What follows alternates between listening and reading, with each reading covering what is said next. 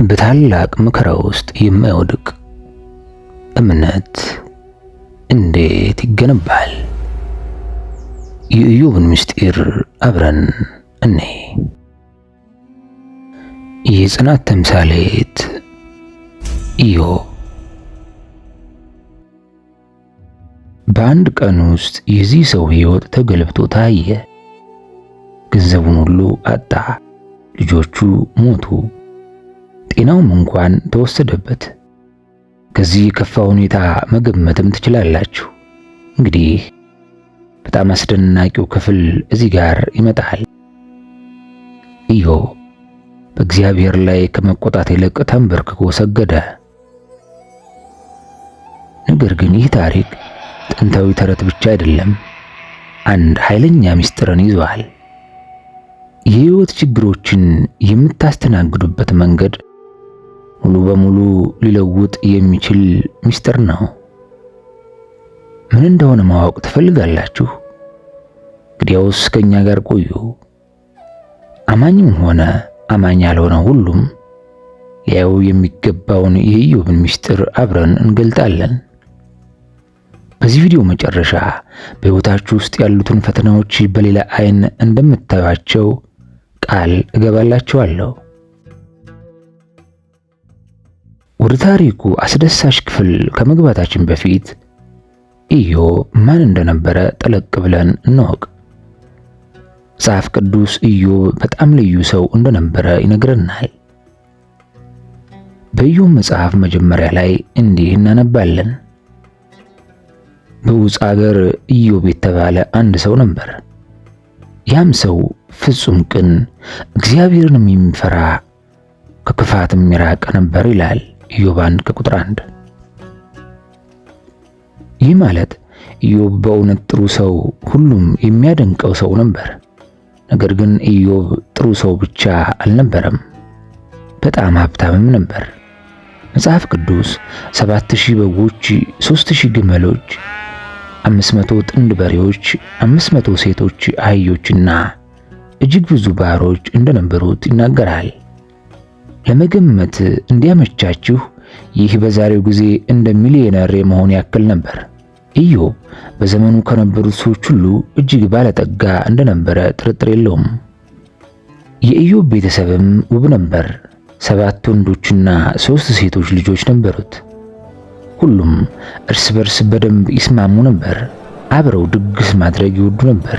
ኢዮብም በጣም ትኩረት የሚሰጥ አባት ነበር። ከእያንዳንዱ ድግስ በኋላ ልጆቹ ሳያውቁት በስህተት እንዳይበድሉ ስለ እነርሱ ይጸልይ ነበር። ይህ የሚያሳየው ለደህንነታቸው ብቻ ሳይሆን ለቤተሰቡ መንፈሳዊ ሕይወትም ምን ያክል ይጨነቅ እንደነበረ ነው። በአጭሩ የኢዮብ ሕይወት ፍጹም ይመስል ነበር። ገንዘብ፣ ደስተኛ ቤተሰብ፣ የሁሉም ሰው ክብርና ከሁሉም በላይ ደግሞ የእግዚአብሔር ወዳጅ ነበር። ምንም ነገር ሊበላሽ የሚችል አይመስልም ነበር። ነገር ግን ታሪኩ አስገራሚ አቅጣጫን ያዘ። አንድ ቀን የእግዚአብሔር ልጆች በእግዚአብሔር ፊት ሊቆሙ መጡ። ሰይጣንም ደግሞ በመካከላቸው መጣ። ይህ ሰማያዊ ስብስብ የእግዚአብሔር አገልጋዮች ስለ ስራቸው ሪፖርት ለማቅረብና መመሪያ ለመቀበል የሚሰበሰቡበት ክቡር ጊዜ ነበር። ነገር ግን በዚህ ጊዜ የሰይጣን መገኘት የፈተና ድባብን አመጣ። እግዚአብሔር የሰይጣንን ሐሳብ አውቆ በቀጥታ እንዲህ ሲል ጠየቀው፣ ከወዴት መጣ? ሰይጣንም በግዴለሽነት በምድር ላይ ዞርኩ፣ በእርሷም ተመላለስኩ ብሎ መለሰ። ይህ ጥፋት ለማድረስና የሰዎችን እምነት ለመፈተን እድሎችን በቋሚነት እንደሚፈልግ ያሳየበት መግለጫ ነበር። ከዚያም እግዚአብሔር ሰይጣንን እንዲህ አለው፣ ባሪያዬን ኢዮብን ተመለከትክን? በምድር ላይ እንደርሱ ፍጹምና ቅን፣ እግዚአብሔርን የሚፈራ ከክፋትም የራቀ ሰው የለም። እግዚአብሔር ስለ ኢዮብ ንጽሕና ያውቅ ነበር። እንደ እውነተኛ ታማኝና ጻድቅ ምሳሌም አድርጎ አቀረበው። ሰይጣን ግን በተንኮል እይታው የኢዮብን እምነት ቅንነት ተጠራጠረ። ኢዮብ እግዚአብሔርን የሚፈራው በከንቱ ነው። ለእርሱና ለቤቱ ለእንስሳቱም በዙሪያው አጥረን አላጠረለትምን? የእጁን ሥራ ባርከህለታል፣ መንጋውም በምድር ላይ በዝቷል። ሰይጣን የኢዮብ ንጽሕና ላዩን ብቻ እንደሆነና በተቀበለው ቁሳዊ በረከት ላይ የተመሰረተ እንደሆነ ጠቆመ። ሰይጣንም ቀጠለ፣ ነገር ግን እጅህን ዘርግተህ ለእርሱ ያለውን ሁሉ ዳስ፣ በእውነት በፊትህ ይሰድብሃል። ንብረቱን ካጣ ኢዮብ በእግዚአብሔር ላይ እንደሚያምፅና እምነቱን እንደሚያጣ እርግጠኛ ነበር። ጌታም በኢዮብ ታማኝነት ላይ ሙሉ እምነት ነበረውና ሰይጣንን እነሆ ለእርሱ ያለው ሁሉ በእጅህ ነው፣ ነገር ግን በራሱ ላይ እጅህን አትዘርጋ አለው። እግዚአብሔር ሰይጣን ኢዮብን እንዲፈትነው ፈቀደ። ነገር ግን ግልጽ ገደብን አስቀመጠ። የኢዮብን ጤና መንካት አይችልም ነበር። በዚህም ሰይጣን የራሱን ነጥብ ለማረጋገጥ ቆርጦ ከእግዚአብሔር ፊት ወጣ። ይህ ሰማያዊ ውይይት የቃላት ልውውጥ ብቻ ሳይሆን ስለ ኢዮብ ነፍስ የተደረገ መንፈሳዊ ውጊያ ነበር። እግዚአብሔር የኢዮብን ንጽሕና ያውቅ ስለነበር ይህንን ፈተና እንደማይናወጥ እምነት ማሳያ አድርጎ ፈቀደው። በሌላ በኩል ሰይጣን ይህንን ከእግዚአብሔር ታማኝ አገልጋይ አንዱን ለማዋረድ እንደ መልካም አጋጣሚ ተመለከተው። በሚቀጥሉት ጊዜያት ኢዮብ ሊታሰብ የማይችል ኪሳራ ይገጥመዋል። መንጋዎቹ፣ አገልጋዮቹና የሚወዳቸው ልጆቹ ሳይቀሩ ከእርሱ ይወሰዳሉ። ሆኖም እውነተኛው ፈተና ስለ ኢዮብ ንብረት ብቻ ሳይሆን እጅግ ከባድ መከራ ሲደርስበት እምነቱንና ንጽሕናውን የመጠበቅ ችሎታው ላይ ነበር። ልክ እንደ ማንኛውም ቀን በጀመረው ዕለት የኢዮብ ሕይወት በተከታታይ በሚያደቁ ዜናዎች ተለወጠ። በቤቱ ተቀምጦ ምናልባትም ስለ ኃላፊነቶቹና ለእግዚአብሔር ስላለው ታማኝነት እያሰላሰለ ሳለ አንድ መልእክተኛ ወደ እርሱ መጣ። የመልእክተኛው የገረጣ ፊትና የደነገጠ ፊት የመልእክቱን ክብደት አስቀድሞ ይናገር ነበር። መልእክተኛውም በሬዎቹ ሲያርሱ፣ አህዮቹም በጎናቸው ሲሰማሩ ሳባውያን መጡባቸው፣ ወሰዷቸውም፣ ብላቴኖቹንም በሰይፍ ስለት ገደሏቸው። እኔም ብቻዬን እነግርህ ዘንድ አመለጥኩ አለ። ኢዮብ ይህን አስከፊ መረጃ ለማብላላት ጊዜ ሳያገኝ ሌላ መልእክተኛ እየሮጠ መጣ። በሚንቀጠቀጥ ድምፅም የእግዚአብሔር እሳት ከሰማይ ወደቀች፣ በጎችንና ብላቴኖችንም አቃጠለች፣ በላችም። እኔም ብቻዬን እነግርህ ዘንድ አመለጥኩ አለ። የጥፋት መጠን ሊሸከሙት የማይችሉት ይመስል ነበር። ነገር ግን መጥፎ ዜና በዚህ አላበቃም። ሶስተኛ መልእክተኛ እየተነፈሰና ዓይኖቹ ፈጠው ገባ። ከለዳውያን 3 ወገን ሆኑ፣ በግመሎቹም ላይ ዘለሉ፣ ወሰዷቸውም፣ ብላቴኖቹንም በሰይፍ ስለት ገደሏቸው። እኔም ብቻዬን እነግርህ ዘንድ አመለጥኩ ሲል አበሰረ። ኢዮብ የደረሰበትን የቁሳቁስ ኪሳራ አጠቃላይ ሁኔታ ለመረዳት ጊዜን አላገኘም። ነገር ግን እጅግ ሕመም ያለው ምት ገና ሊመጣ ነበር። በመጨረሻም አራተኛ መልእክተኛ በሐዘን በተመታ ፊት መጣ። ወንዶችና ሴቶች ልጆችሽ በታላቅ ወንድማቸው ቤት ይበሉና ወይን ይጠጡ ነበር። እነሆም ታላቅ ነፋስ ከምድረ በዳ መጣ፣ የቤቱንም 4 ማዕዘን መታ፣ በእነርሱም ላይ ወደቀ፣ ሞቱም። እኔም ብቻዬን እነግርህ ዘንድ አመለጥኩ ብሎ ጀመረ። እነዚህ አውዳሚ ዜናዎች በፈጣንና ጨካኝ ተከታታይነት ወደ ኢዮብ መጡ። ሁሉንም ነገር አጥቷል። ሀብቱን፣ አገልጋዮቹንና ከሁሉም በላይ የሚያሳዝነው ልጆቹን። ኢዮብ የተሰማው ሕመም ሊታሰብ የማይችል ነበር። ማንም ወላጅ ሊለማመደው የማይገባ ሕመም። ነገር ግን እንዲህ ያለ አደጋ ሲያጋጥመው የኢዮብ ምላሽ ጥልቅና የተከበረ ነበር። ኢዮብ ተነሳ፣ የሐዘን ምልክት አድርጎ መጎናጸፊያውን ቀደደ፣ ራሱንም ተላጨ። ከዚያም በምድር ላይ ወድቆ ሰገደ። በዘመናት ሁሉ ሲስተጋቡ የሚኖሩ ቃላትን ተናገረ። ራቁቴን ከእናቴ ሆድ ወጣሁ፣ ራቁቴንም ወደዚያ እመለሳለሁ። እግዚአብሔር ሰጠ፣ እግዚአብሔርም ነሳ፣ እግዚአብሔር ስም የተባረከ ይሁን አለ። እንዲህ አለ፣ ራቁቴን ከእናቴ ማኅፀን ከእናቴ ሆድ ወጣሁ፣ ራቁቴን ወደዚያ እመለሳለሁ። እግዚአብሔር ሰጠ፣ እግዚአብሔር ነሳ፣ እግዚአብሔር ስም የተባረከ ይሁን አለ። በደረሰበት ኪሳራና ከፍተኛ ሕመም ውስጥም ኢዮብ አልበደለም ወይም እግዚአብሔርን አልወቀሰም። እምነቱ ጸንቶ ቀረ፣ ንጽሕናውም አልተሰበረም። የነበረው ሁሉ ከእግዚአብሔር የተሰጠ ስጦታ እንደሆነ ተገነዘበ። በማጣቱ ውስጥም ቢሆን ፈጣሪን ማመስገኑን ቀጠለ። በሁለተኛው ሰማያዊ ስብሰባ የእግዚአብሔር ልጆች እንደገና በእግዚአብሔር ፊት ቀረቡ። ሰይጣንም በመካከላቸው ነበር። የኢዮብ ንጽሕና ተፈትኖ ስለተረጋገጠ ድባቡ በጉጉት የተሞላ ነበር። ሆኖም ሰይጣን አሁንም በኢዮብ የማያወላውል ታማኝነት አላመነም ነበር። እግዚአብሔር የሰይጣንን ሐሳብ ስላወቀ ከወዴት መጣ ሲል ጠየቀ። ሰይጣንም በተመሳሳይ ግዴለሽነት በምድር ላይ ዞርኩባት፣ በእርሷም ተመላለስኩ ሲል መለሰ። ይህ የመጀመሪያው ውይይት ከመጀመሪያው ጋር ተመሳሳይ ነበር። ነገር ግን የሰይጣን ፈተና ሊጠናከር ነበር። እግዚአብሔር ሰይጣንን ባሪያዬን ኢዮብን ተመለከትክን? በምድር ላይ እንደርሱ ፍጹምና ቅን እግዚአብሔርን የሚፈራ ከክፋትም የራቀ ሰው የለም።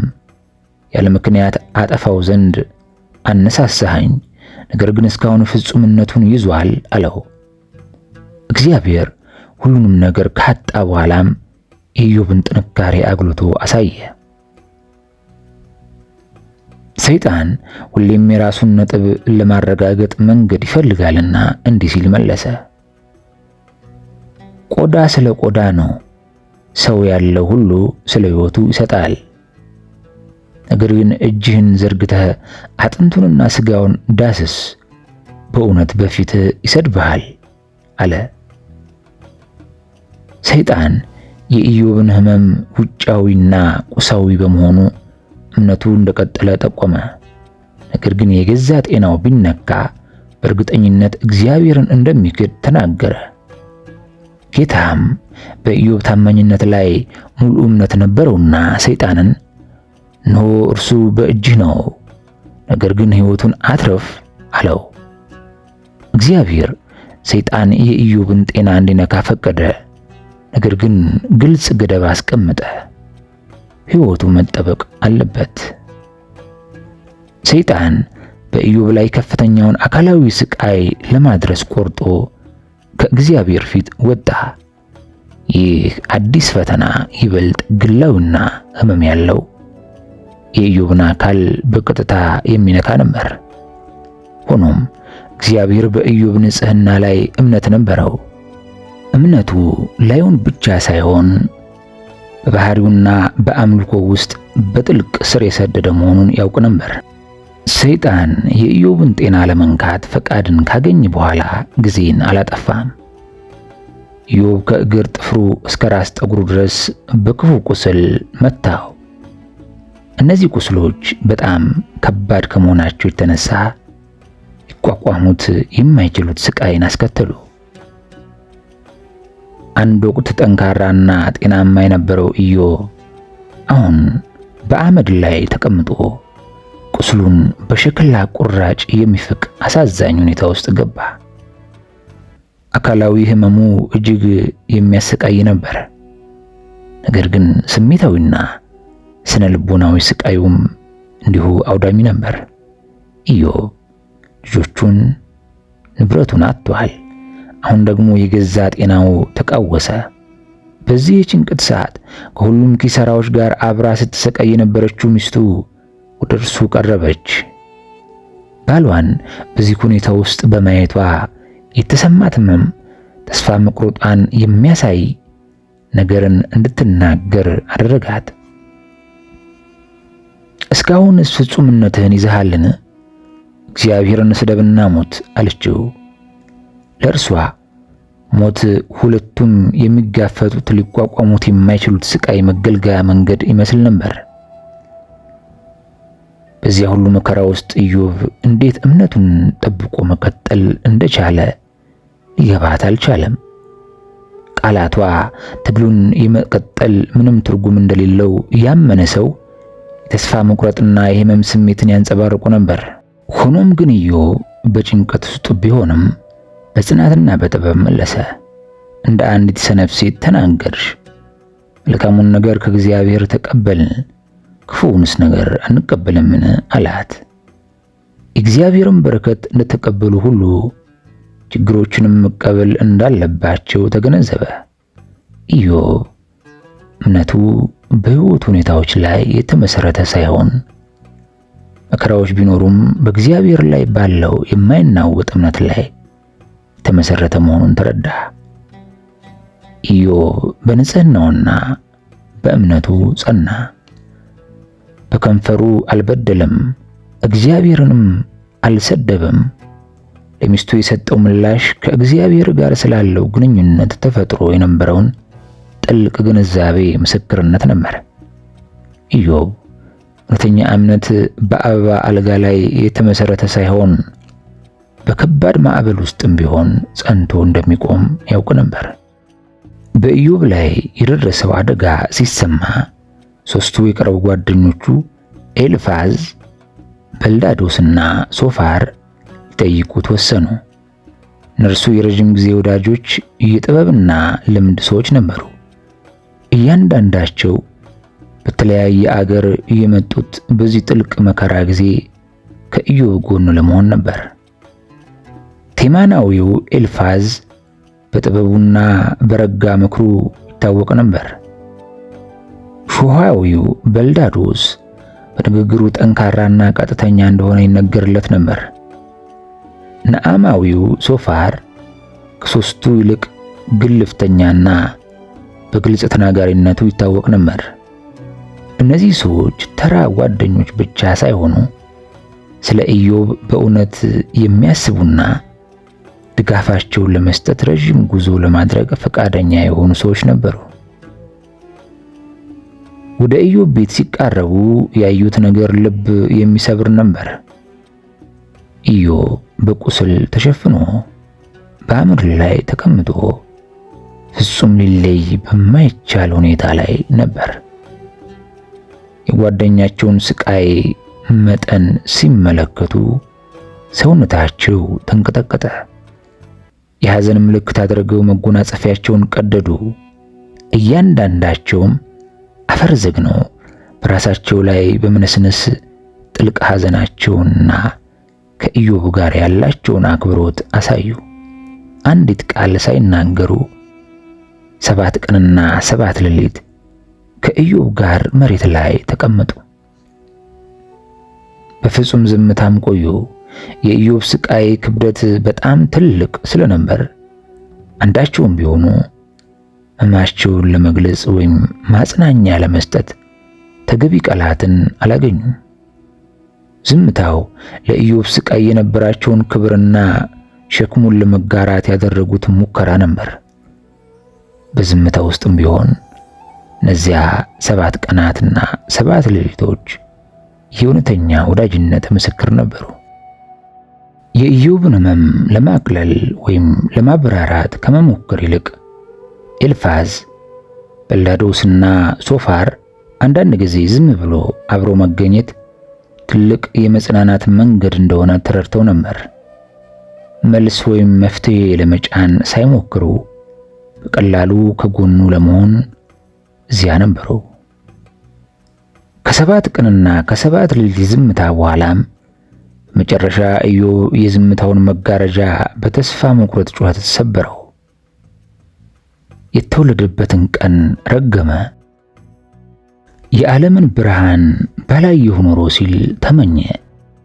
ሕመሙ በጣም ጥልቅ ከመሆኑ የተነሳ በላዩ ላይ ከወደቀው ከባድ ስቃይ ይልቅ አለመወለድን መረጠ። ኢዮብ ያቺ ሌሊት በጨለማ ተውጣ እንድትቀርና ምንም ደስታ እንዳይደረግባት ምኞቱን ገለጸ።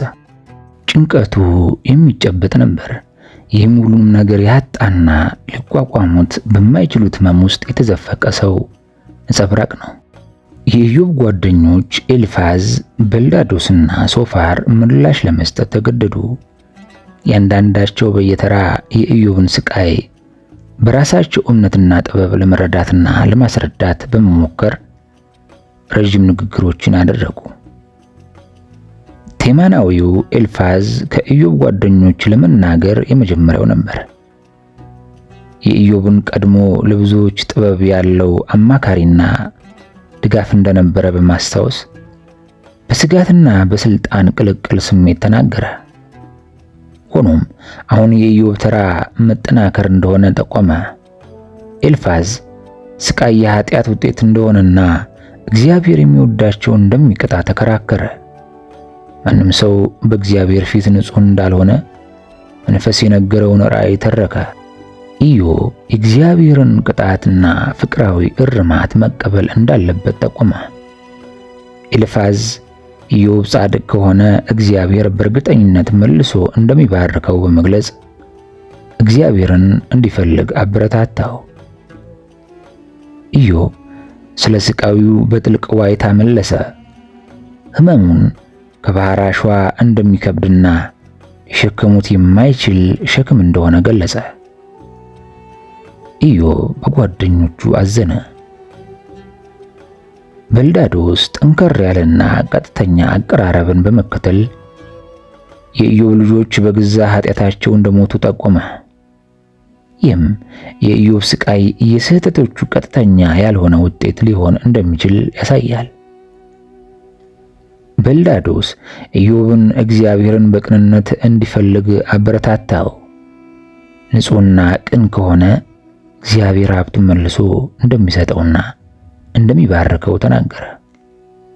በልዳዶስ በወግና በእግዚአብሔር ፍትሕ ላይ በመተማመን እግዚአብሔር ፍርድን እንደማያጣምምና ክፉዎች ሁልጊዜ ለኃጢአታቸው እንደሚቀጡ በጥብቅ ያምን ነበር።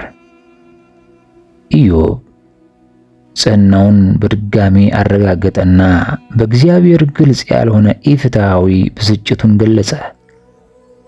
ማንም ሰው ሁሉን ቻይ በሆነው አምላክ ፊት ጻድቅ መሆን እንደማይችል ስለተሰማው ጉዳይን ከእግዚአብሔር ጋር መወያየት አለመቻሌ ብሎ አዘነ። ኢዮብ እግዚአብሔር ንጹሐን ሰዎች እንዲሰቃዩ ለምን እንደፈቀደ ጠየቀና ስለ መለኮታዊ ፍትሕ ተፈጥሮ አሰላሰለ። በጭንቀቱ ውስጥ ኢዮብ ፈጽሞ ባልተወለድኩ ኖሮ የሚለውን ፍላጎት ገለጸ። ስለ ሕልውናውና ስለ ስቃዩ መልስ ማጣት እያለቀሰ የስቃዩን ዓላማ ለመረዳት በመፈለግ ከእግዚአብሔር ማብራሪያ ለመነ።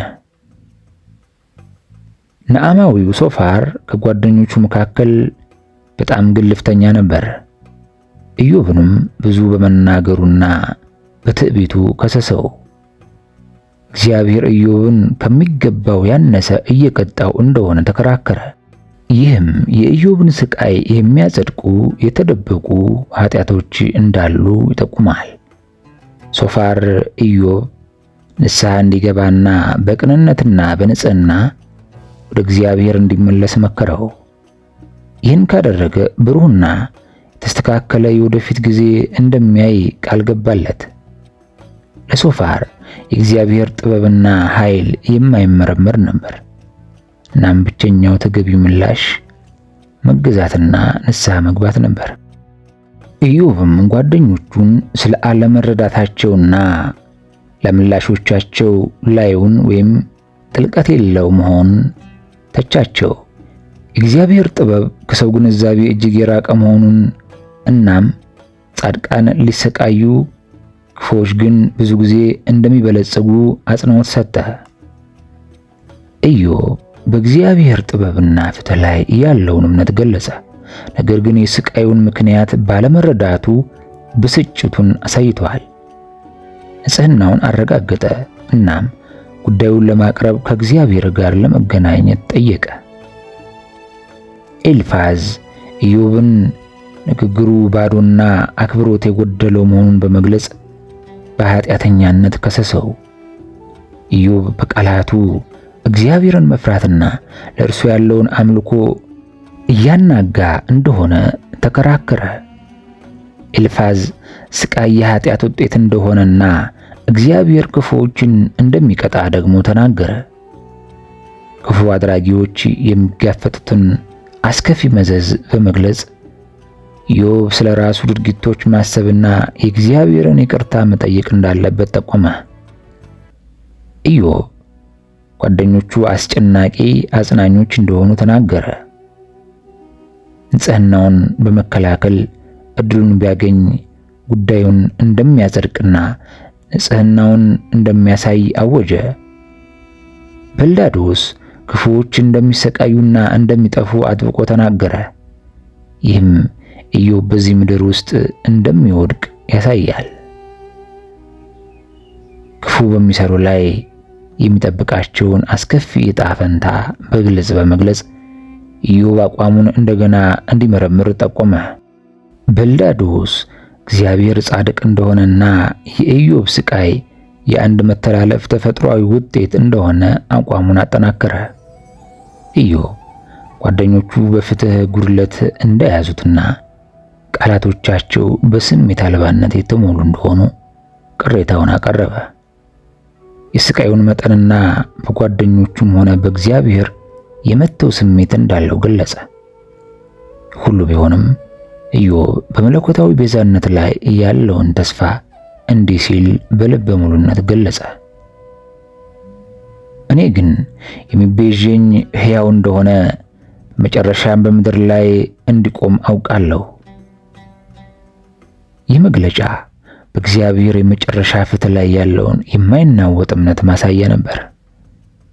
እኔ ግን የሚቤዠኝ ሕያው እንደሆነ በመጨረሻም በምድር ላይ እንዲቆም አውቃለሁ አለ። ሶፋር የክፉዎችን ዕጣ ፈንታ ገለጸ። የመጨረሻ ጥፋታቸውን አስፈሪ ምስል ሳለ። ኢዮብ ተመሳሳይ ዕጣ ፈንታ እንደሚጋፈጥ ጠቆመ። የአሁኑ ሁኔታው የኃጢአተኛነቱ ነጸብራቅ እንደሆነ አመለከተ። ሶፋር ኢዮብ ጥፋቱን ተቀብሎ ለመዳን ንስሐ መግባት እንዳለበት በማመን ጠንካራ አቋሙን ጠብቆ ቆየ። ኢዮብ የክፉዎችን ብልግና ጥያቄ ውስጥ አስገባ። ክፉዎች ሁልጊዜ በምድር ላይ እንደማይሰቃዩ ተከራከረ። ብዙ ክፉ አድራጊዎች ረጅምና የበለጸገ ሕይወት እንደሚኖሩ ታዘበ። ይህም በጓደኞቹ የተሰጠውን ቀላል ማብራሪያ የሚቃረን ነበር። መለኮታዊ ፍትህ በምድራዊ ሕይወት ውስጥ ሁልጊዜም ግልጽ እንዳልሆነና የሰው ስቃይ በጣም በቀላሉ ሊብራራ እንደማይችል አጉልቶ አሳየ። ኤልፋዝ ኢዮብን ድሆችን መጨቆንና ለችግረኞች ግዴለሽ መሆንን ጨምሮ በተለያዩ ኃጢአቶች ከሰሰው። ኢዮብ ከእግዚአብሔር ጋር እንዲታረቅ መከረው። እንዲህ በማድረግ ኢዮብ እንደሚታደስና እንደሚባረክ ተከራከረ። ኤልፋዝ የኢዮብ ስቃይ የኃጢአቶቹ ቀጥተኛ ውጤት እንደሆነና ንስሐ መግባት ብቸኛው መፍትሄ እንደሆነ አቋሙን ጠበቀ። ኢዮብ ጉዳዩን በእግዚአብሔር ፊት ለማቅረብ ያለውን ፍላጎት ገለጸ። እድሉን ቢያገኝ እንደሚጸድቅ አረጋገጠ። ብዙ ክፉ አድራጊዎች ያለ ቅጣት ሲኖሩ፣ ጻድቃን ግን ሲሰቃዩ በማየት በስቃይ ክፍፍል ውስጥ ያለውን መለኮታዊ ፍትህ ጠየቀ። ኢዮብ የእግዚአብሔርን መንገድ መረዳት ባለመቻሉ ብስጭቱን ገለጸ። ነገር ግን በራሱ ንጽህናና በመለኮታዊ ፍትህ ላይ ያለውን እምነት ጠበቀ። በልዳዶስ የእግዚአብሔርን ንጽህናና የሰውን ኢምንትነት ደግሞ ተናገረ። በእግዚአብሔር ግርማና ቅድስና ፊት ማንም ሰው ጻድቅ ወይም ንጹሕ ተብሎ ሊጠራ እንደማይችል ተከራከረ። ይህ ምላሽ አጭር ቢሆንም በመለኮታዊ ፍጽምናና በሰው ፍጹም አለመሆን መካከል ያለውን የገድል ልዩነት አጽንዖት ሰጠ። ኢዮብ የበልዳዶስን ሐሳብ ውድቅ አደረገ። የእግዚአብሔርን ታላቅነትና ምስጢር በሚያስደንቅ አንደበት ገለጸ። የእግዚአብሔርን ኃይልና ግርማ አምኖ ተቀበለ። ነገር ግን ይህ ግንዛቤ ከግል ስቃዩ ጋር እንዴት እንደሚዛመድ ጠየቀ። ኢዮብ ንጽህናውን በድጋሚ አረጋገጠ። ለንጽህናውም ጠንካራ መከላከያን አቀረበ። የጽድቅ ተግባሮቹንና ለቅንነት ያለውን ቁርጠኝነት ዘረዘረ። ስቃዩን የሚያጸድቅ ምንም ኃጢአት እንዳልሰራ አጥብቆ ተናገረ። ኢዮብና ሦስቱ ጓደኞቹ በክርክር ውስጥ ተጠምደው ሳለ የቡዛዊው የባርክኤል ልጅ የሆነው ኤልሁ የተባለ ወጣት ተመልካች በጸጥታ በጥሞና ሲከታተል ቆይቶ ነበር። ኤልሁ የዕድሜ ባለጸጋዎችንና ልምድ ያላቸውን በማክበር በወጣትነቱ ምክንያት እስከዚያ ድረስ ዝም ብሎ ነበር። ሆኖም የኢዮብና የጓደኞቹ ክርክር ምንም መፍትሄ እያመጣ እንዳልሆነ ሲረዳ ጣልቃ ለመግባት ወሰነ። ኤልሁ እግዚአብሔርን ከማጽደቅ ይልቅ ራሱን በማጽደቁ በኢዮብ እንዲሁም የኢዮብን መከራከሪያዎች መመለስ ሳይችሉ ነገር ግን ስለኮነኑት በሦስቱ ጓደኞቹ ላይ ተቆጣ። በሚቀጣጠል መንፈስ መናገር ጀመረ። ለውይይቱም አዲስ እይታን አመጣ። ኤልሁ ንግግሩን ሲቀጥል በእግዚአብሔር ፊት ትሕትና አስፈላጊ መሆኑን አጉልቶ አሳየ። ዓለምን በፍትሕና በኃይል ስለሚያስተዳድረው ስለ እግዚአብሔር ታላቅነት ተናገረ። መለኮታዊ መንገዶችን ለመረዳት የሚያስቸግሩ ወይም ኢፍትሐዊ በሚመስሉበት ጊዜም እንኳን ኢዮብ የእግዚአብሔርን ጥበብና ፍትሕ እንዲያውቅ መከረው። ኤልሁ የንስሐና ለእግዚአብሔር የመገዛትን አስፈላጊነት አጽንዖት ሰጠ። ኢዮብ በእግዚአብሔር ፊት ራሱን እንዲያዋርድና ስቃይ የመንጻትና የመንፈስ እድገት ዕድል ሊሆን እንደሚችል እንዲቀበል አበረታታው። ኤልሁ ኢዮብ የእግዚአብሔርን ታላቅነት ካወቀና ለእርሱ ከተገዛ መጽናናትንና መዳንን እንደሚያገኝ አጥብቆ ተናገረ።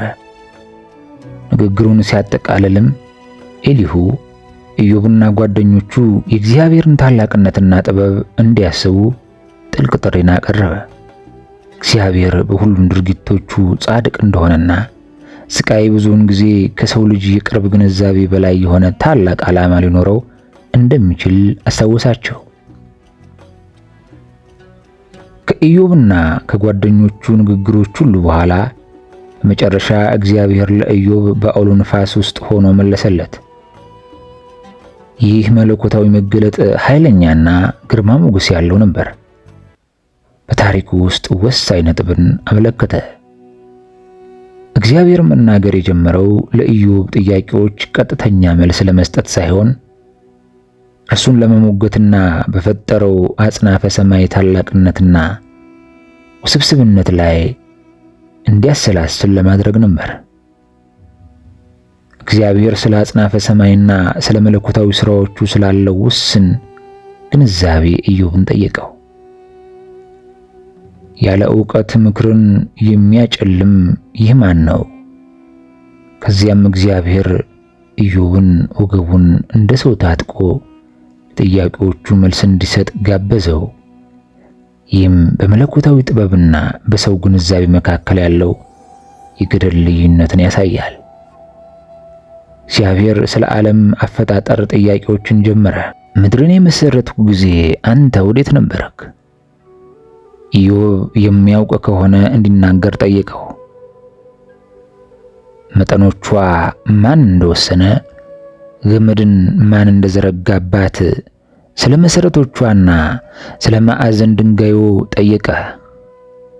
እግዚአብሔር ከሰው ግንዛቤ በላይ የሆነውን የፍጥረት ስፋትና ውስብስብነት አጉልቶ አሳየ። ስለ ተፈጥሮ ምስጢራት ኢዮብን መሞገቱን ቀጠለ።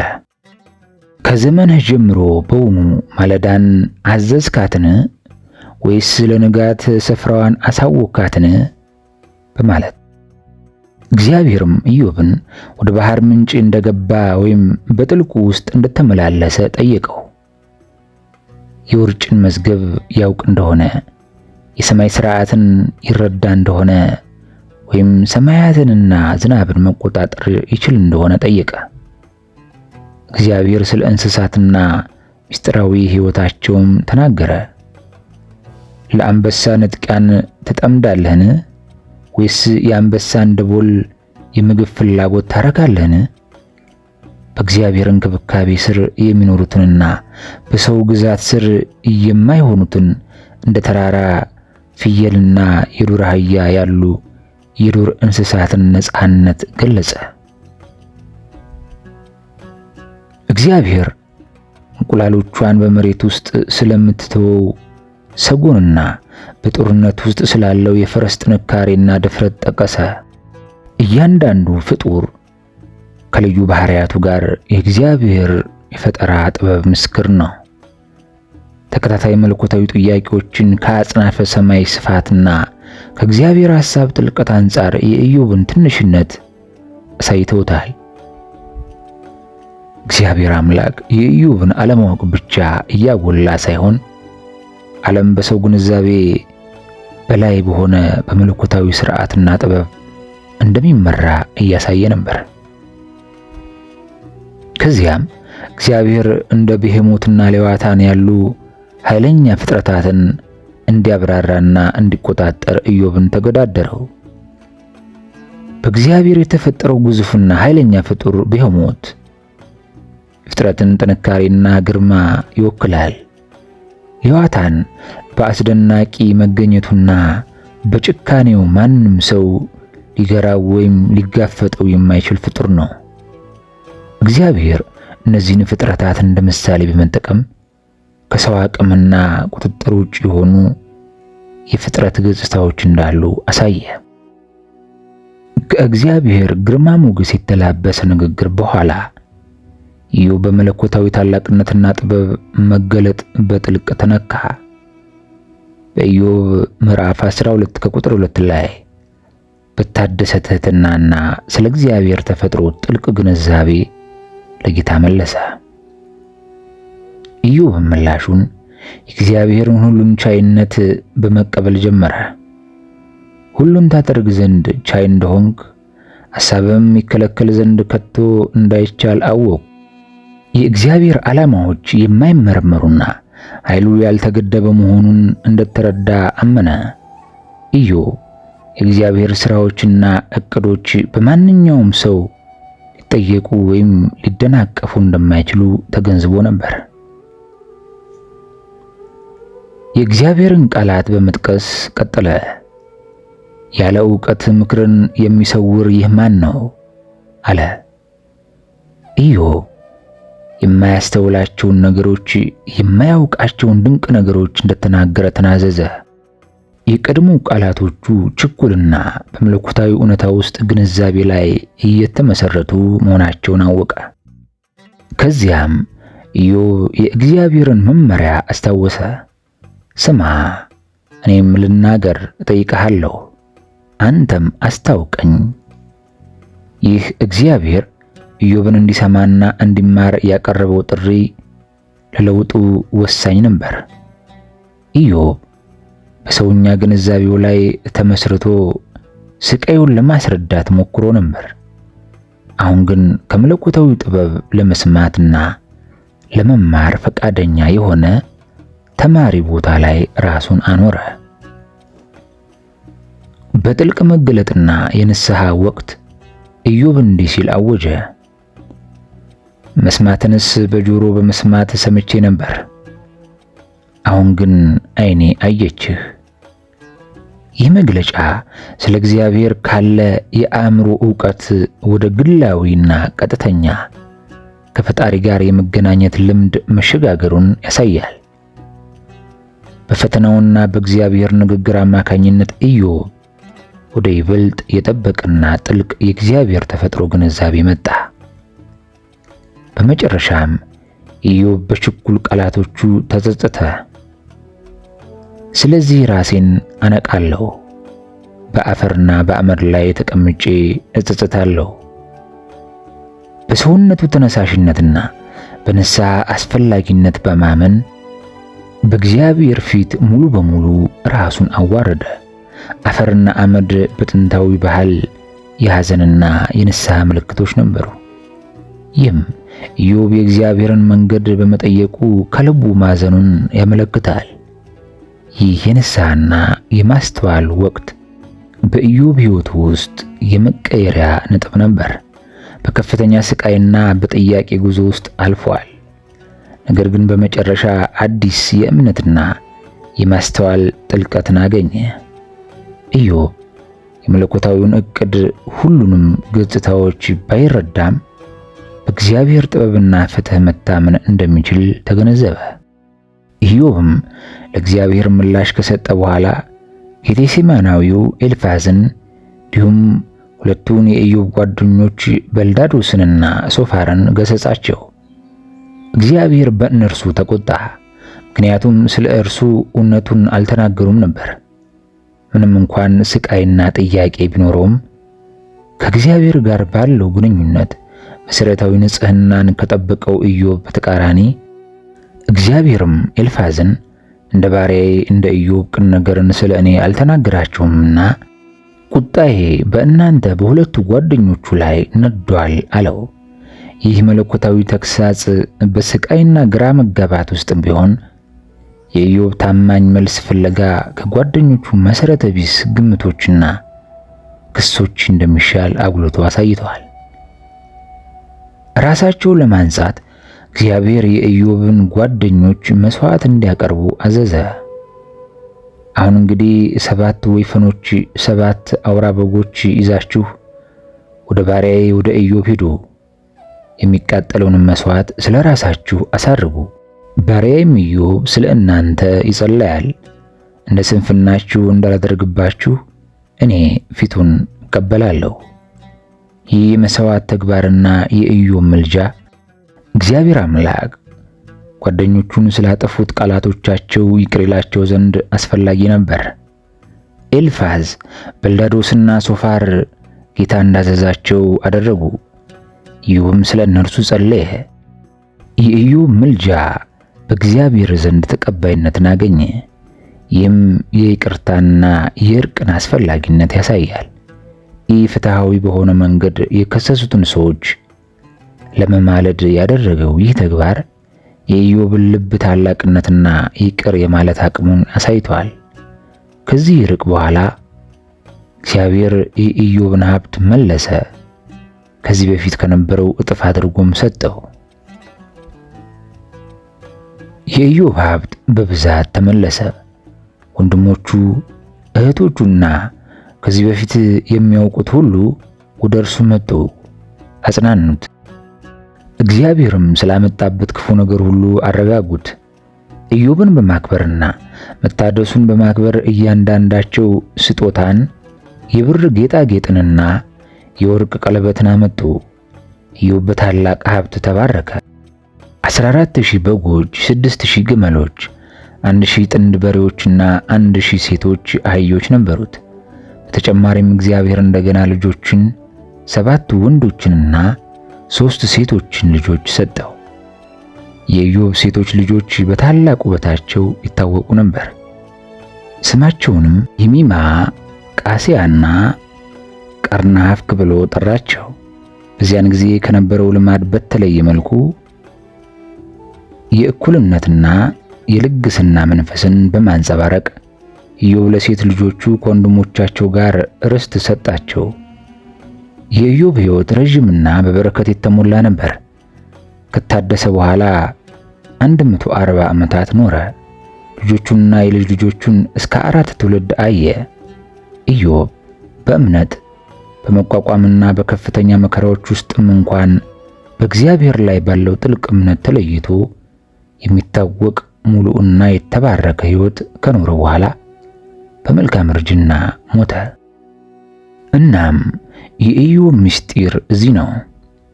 እውነተኛ እምነት የሚለካው በስቃይ አለመኖር ሳይሆን በማዕበል ውስጥም ቢሆን በእግዚአብሔር የመታመን ችሎታ ነው።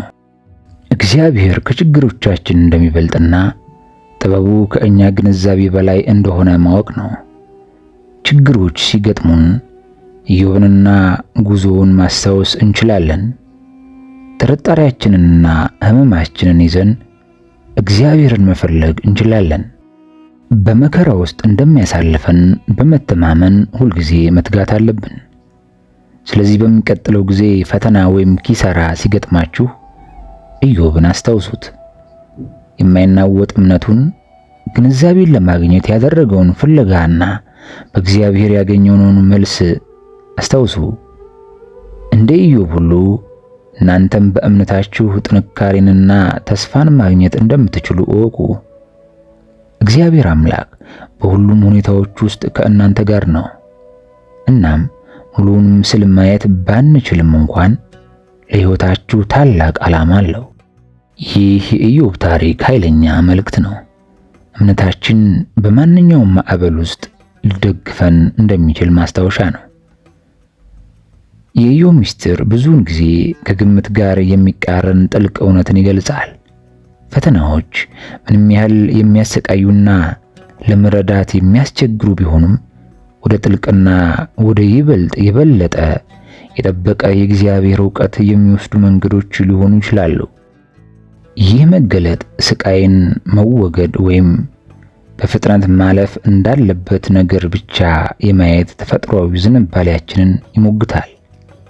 በምትኩ ችግሮች ለመንፈሳዊ እድገትና ለግል ለውጥ እንዴት እድሎች ሊሆኑ እንደሚችሉ እንድናስብ ይጋብዘናል። የኢዮብ ልምድ ይህንን መርህ በግልጽ ያሳየናል።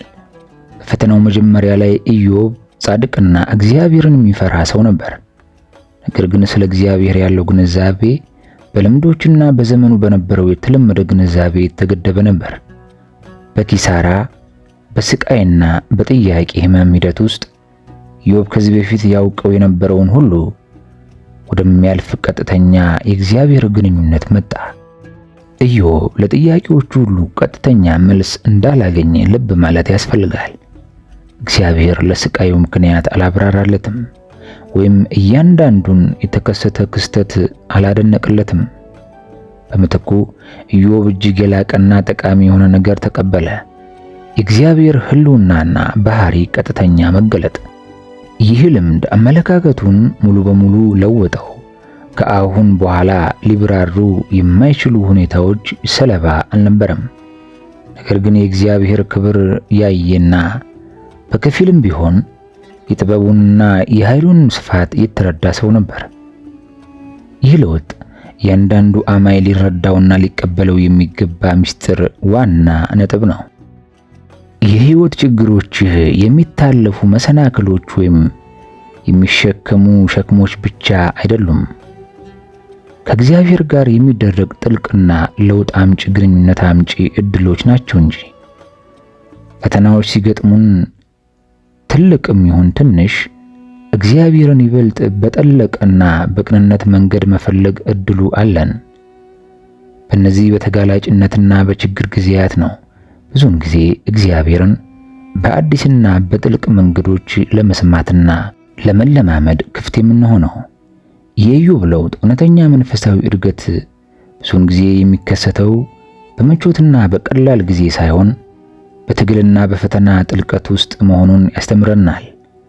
ከራሳችን አቅምና ግንዛቤ በላይ ሳንወሰድ ከሁኔታዎቻችን የሚበልጠውንና ከጥያቄዎቻችን የሚበልጠውን የእግዚአብሔርን እውነታ መለማመድ የምንችለው ከእግዚአብሔር ጋር ከተደረገው ለውጥ አምጪ ግንኙነትና አመለካከቱን የለወጠው ጥልቅ ምስጢር ከተገለጠ በኋላ የኢዮብ ትረካ አስገራሚና አስተማሪ ወደሆነ መደምደሚያ ይደርሳል።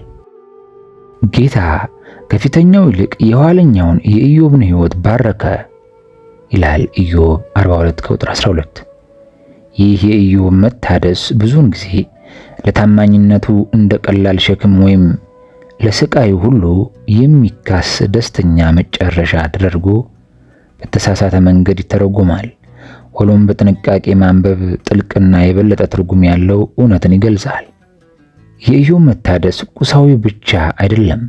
ምንም እንኳን ጽሑፉ ካጣው በእጥፍ እንደቀጠለ እንደተቀበለ ቢጠቅስም አዲስ ወንዶችና ሴቶች ልጆችን አግኝቶ የልጅ ልጆቹን አይቶ አርጅቶና እድሜው ጠግቦ ሞተ።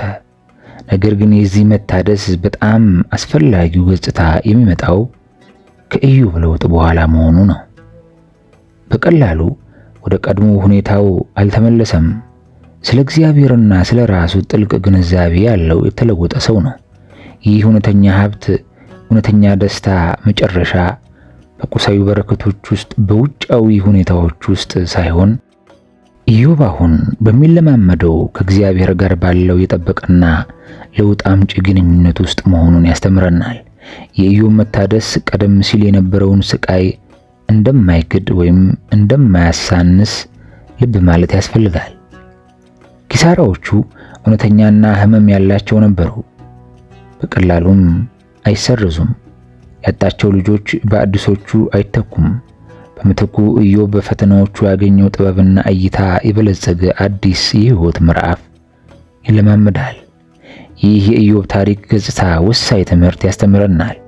ምንም እንኳን በምንለማመድበት ጊዜ የፈተናዎችን ምክንያት ባንረዳም እግዚአብሔር ለኛ ታላቅ መልካም ነገር እየሰራ እንደሆነ መተማመን እንችላለን።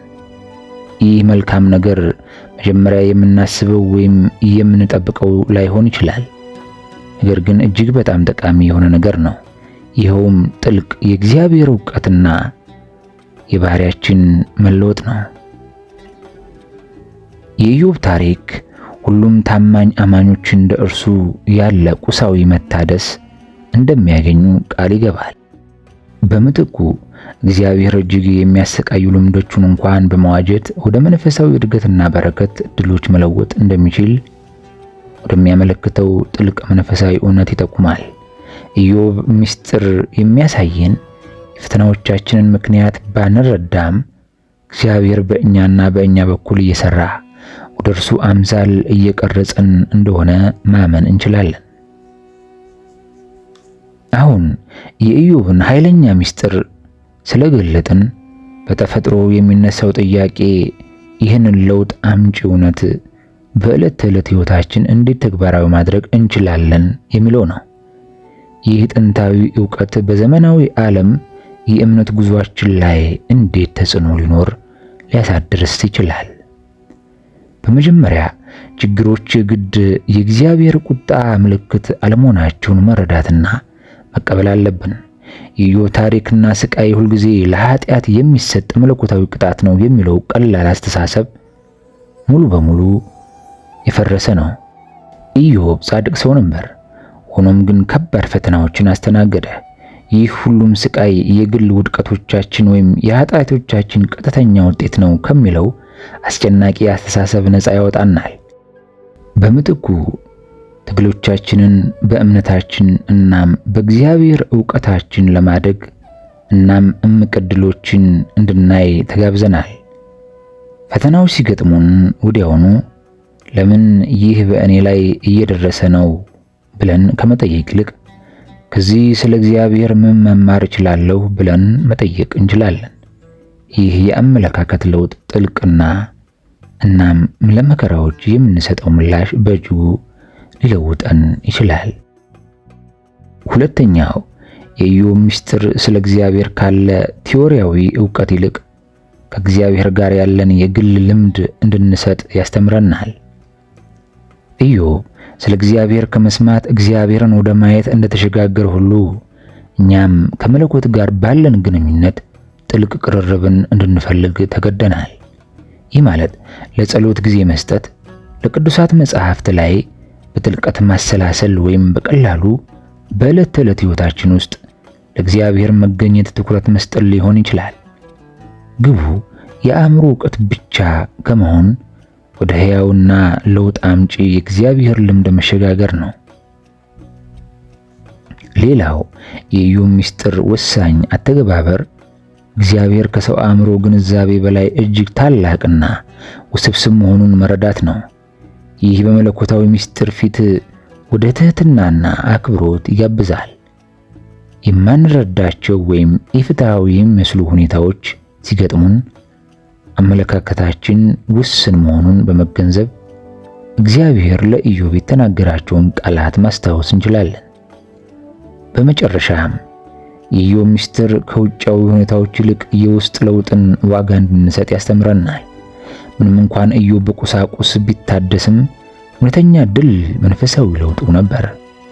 በገዛ ሕይወታችን ሌላው ነገር ሁሉ እንደ እግዚአብሔር ፈቃድ እንደሚጨምርልን በመታመን አስቀድመን የእግዚአብሔርን መንግሥትና ጽድቁን እንድንፈልግ ተገደናል። ይህ ማለት በችግሮች መካከልም ቢሆን ለመንፈሳዊ እድገታችንና ከእግዚአብሔር ጋር ላለን ቅርርብ ቅድሚያ መስጠት ማለት ነው።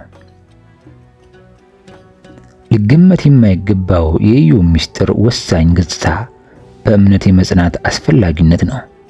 በፈተና ሁሉ ኢዮብ ምን እየተከናወነ እንዳለ ወይም ለምን እንደሚሰቃይ ባይገባውም በእግዚአብሔር ላይ ያለውን እምነት አጥብቆ ያዘ።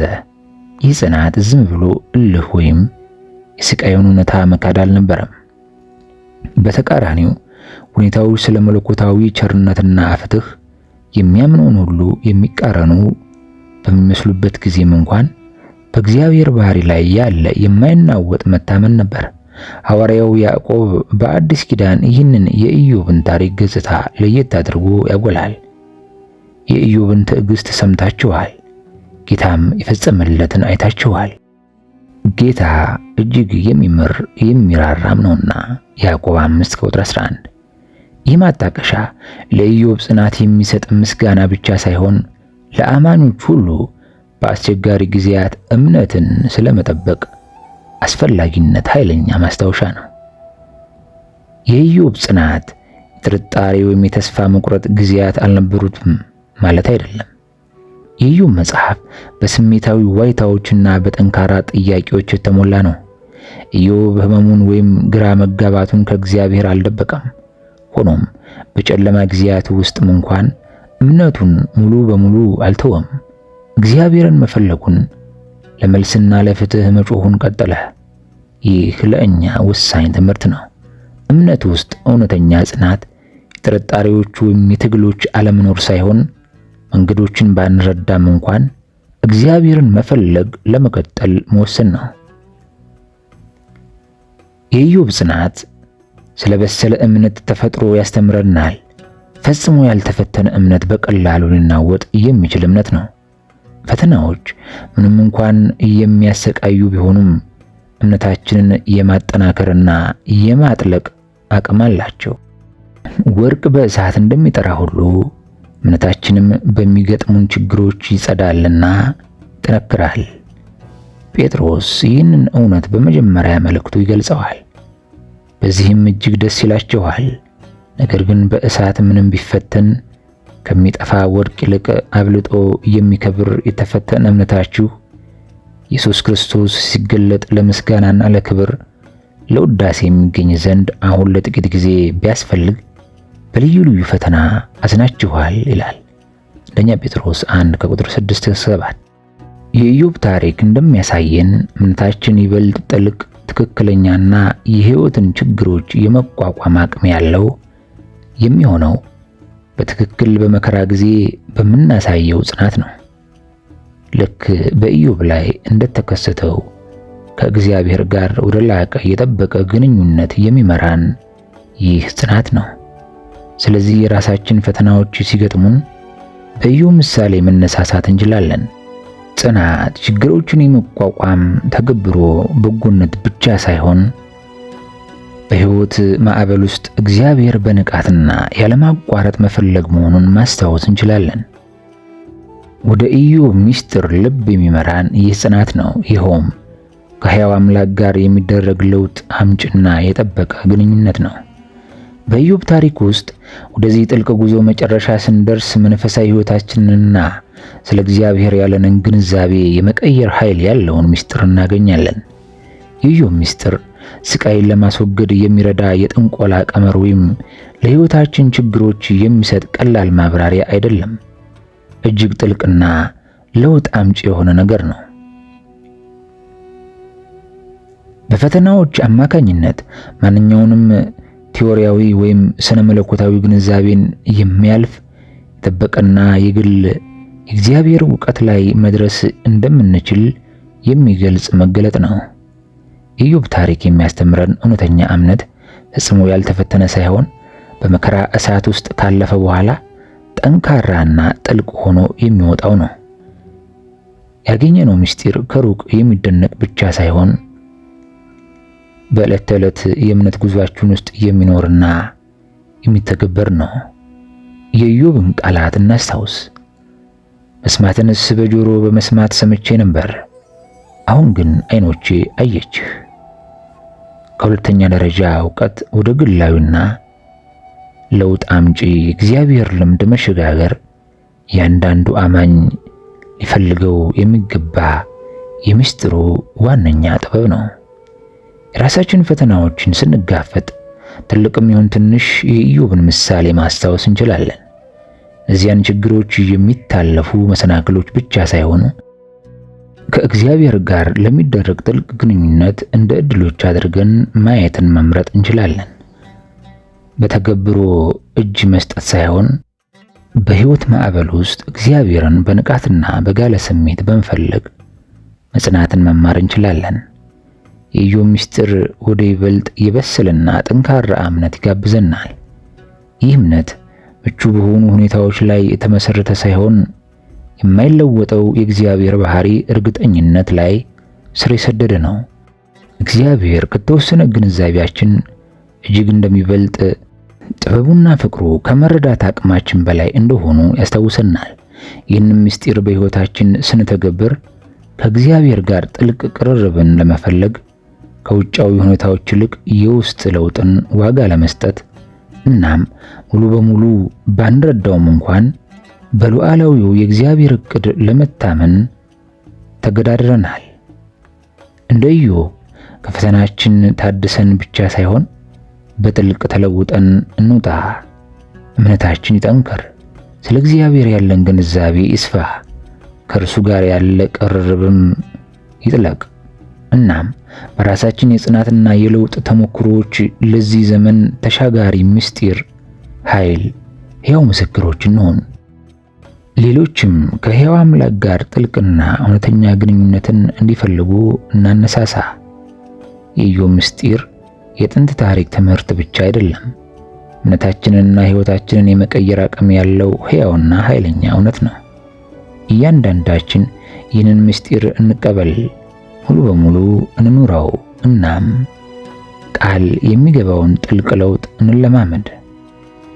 ምክንያቱም በመጨረሻ ትልቁ ሀብት የችግሮች አለመኖር ሳይሆን በሁሉም ጊዜያትና ሁኔታዎች ውስጥ የእግዚአብሔርን ቋሚና ለውጥ አምጪ በሕይወታችን መገኘት ነው። ጨረስን።